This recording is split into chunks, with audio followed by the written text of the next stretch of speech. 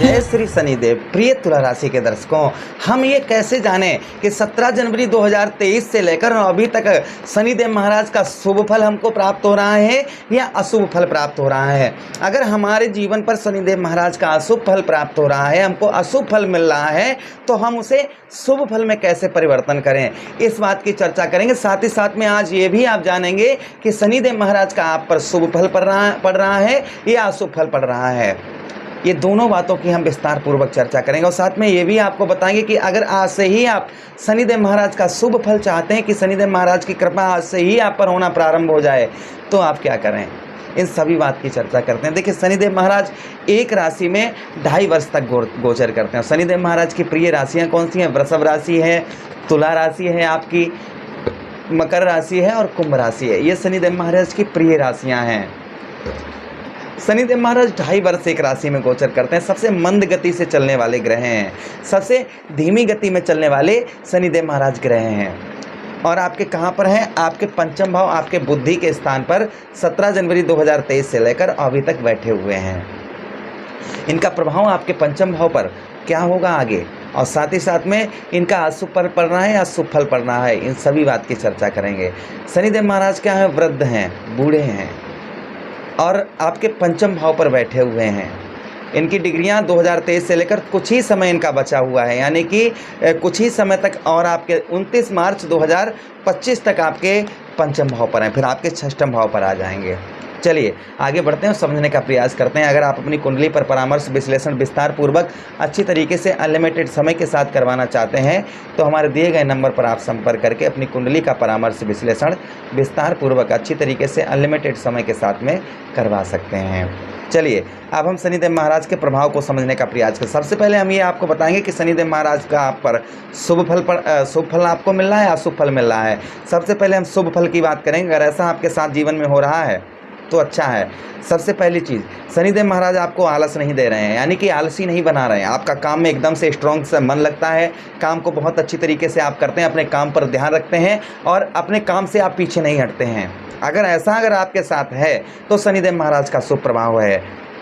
और अगर इसका उल्टा है, यानी कि काम में मन नहीं लगता है, काम थोड़ी देर करते हैं फिर उसके बाद मन करता है छोड़ो बाद में कर लेंगे, आलसपन आपको बहुत ज़्यादा सताता है, तो समझ जाइए शनिदेव महाराज का शुभ फल आपको पंचम भाव पर मिल रहा है। उसी के साथ आपके जो है आपके चंचल भ्रमणशील, यानी कि आपका एक जगह पर स्थायी आप होकर नहीं रुक पा रहे हैं, बार बार घूमने का मन करता है, यहाँ नहीं अच्छा लगता है वहाँ चलें, वहाँ नहीं वहाँ चलें, वहाँ नहीं वहाँ चलें, वहाँ नहीं वहाँ चलें, ऐसा नहीं ऐसा कर लें, ऐसा नहीं ऐसा कर लें। एक जगह पर आपकी बुद्धि जो है वह स्थिर नहीं रहती है। अगर है तो आप बस शनिदेव महाराज का आपको अशुभ फल प्राप्त हो रहा है, शुभ फल नहीं प्राप्त हो रहा है। आप एक जगह पर रुककर काम करते हैं, एक जगह पर डटकर काम करते हैं, तो शनिदेव महाराज का शुभ फल आपको मिल रहा है, क्योंकि पंचम भाव पर यही प्रभाव शनिदेव महाराज का पड़ रहा है। अच्छा, उसी के साथ ही साथ में पेट संबंधी कोई रोग कष्ट परेशानी नहीं आपको, तो शनिदेव महाराज का शुभ फल मिल रहा है। और अगर आपको पेट संबंधी रोग कष्ट परेशानी आपको है, पेट संबंधी कोई पीड़ा आपको है, पेट में कोई रोग आपके है, तो समझ जाइए शनिदेव महाराज का अशुभ प्रभाव आप पर है। अच्छा, उसी के साथ आपकी लव लाइफ खराब है, प्रेम भरा जीवन आपका तहस नहस है, संतान का सुख नहीं प्राप्त हो पा रहा है, तो शनिदेव महाराज का अशुभ प्रभाव आप पर पड़ रहा है। अब ये कुछ ही दिन तक और है, इसके बाद फिर ऐसा नहीं होगा आपका।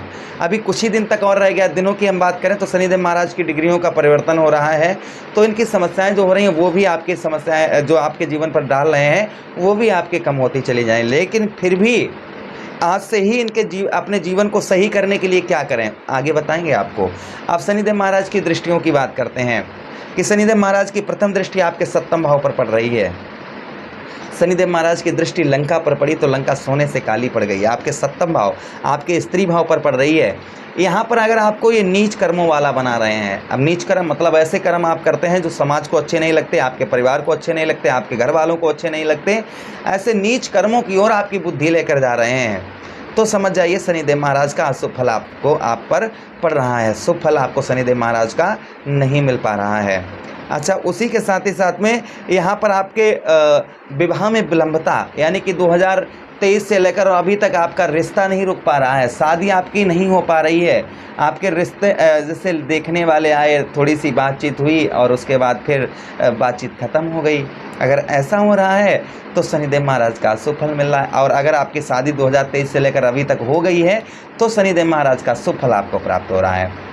पार्टनरशिप आप करते हैं, किसी के साथ मिलकर कार्य करते हैं आप, और उसमें भी आपको नुकसान हो रहा है तो शनिदेव महाराज का शुभ फल प्राप्त हो रहा है। और अगर अच्छा फल आपको प्राप्त हो रहा है तो शनिदेव महाराज का शुभ फल आपको प्राप्त हो रहा है।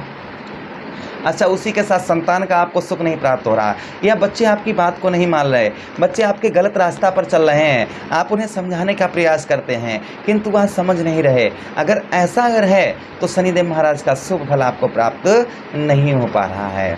अच्छा, उसी के साथ आपके लाभ स्थान, आपके एकादश भाव, आपके 11th हाउस पर शनिदेव महाराज की दृष्टि जा रही है, आपके 11वें भाव पर। यहाँ पर अब यहाँ पर शनिदेव महाराज, अगर आपके स्वास्थ्य आपका उत्तम है, अच्छा है, स्वास्थ्य संबंधी कोई कष्ट परेशानी आपको नहीं है तो शनिदेव महाराज का शुभ फल प्राप्त हो रहा है। बुद्धि अच्छी काम करती है तो शनिदेव महाराज का शुभ अच्छा फल प्राप्त हो रहा है। माता पिता का सुख आपको प्राप्त हो रहा है तो शनिदेव महाराज का शुभ फल मिल रहा है। पेट संबंधी कोई रोग नहीं आपको है तो शनिदेव महाराज की कृपा है, आपको हर चीज़ में लाभ होता है। अगर ऐसा है तो शनिदेव महाराज का शुभ फल आपको मिल रहा है। अगर इसका उल्टा है, जैसे आपके जो है स्वास्थ्य आपका खराब रहता है, बुद्धि काम नहीं करती है, उसी के साथ माता पिता का सुख नहीं प्राप्त हो रहा है, पेट संबंधी समस्या और कार्यों में सफलता नहीं प्राप्त हो पा रही है, धन का आवागमन बिल्कुल बंद है, पैसा आ नहीं रहा है कहीं से, लॉस नुकसान ज़्यादा हो रहा है तो शनिदेव महाराज का शुभ प्रभाव है। अगली दृष्टि शनिदेव महाराज की आपके द्वितीय भाव पर पड़ रही है। अब द्वितीय भाव पर शनिदेव महाराज का प्रभाव क्या है, इस बात को भी हम समझाने का प्रयास करते हैं आपको। द्वितीय भाव पर यहाँ पर माता का आपको और भाइयों का वियोग आपको परेशान करता है। उसी के साथ ही साथ आपके परिवार में ग्रह कलेश होता है।